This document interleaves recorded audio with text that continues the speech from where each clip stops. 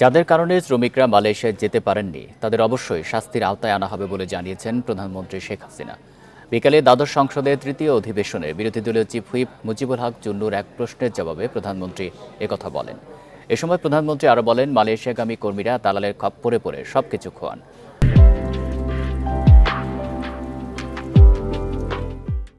তবে তারা যাতে দেশটিতে যেতে পারেন সেজন্য বিশেষ বিমানের ব্যবস্থা করার পরও কিছু সংখ্যক কর্মী বাদ পড়েছেন।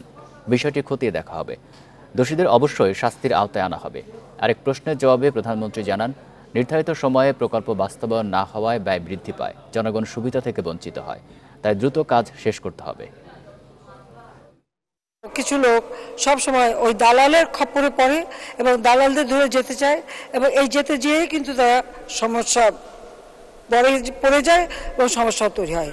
আর এবারে যেটা যাওয়ার কথা ছিল, হ্যাঁ আমরা কিন্তু মানে স্পেশাল ফ্লাইট দিয়ে অন্যান্য ফ্লাইটের সঙ্গে সংযুক্ত করে কিন্তু সবাইকে পাঠানো হয়েছে, কিন্তু অনেকে বাদ পড়ে গেছে। এবারে কি সমস্যাটা হয়েছে অবশ্যই এটা আমরা খতিয়ে দেখছি এবং এর জন্য যদি কেউ দায়ী থাকে অবশ্যই তার বিচার করা হবে।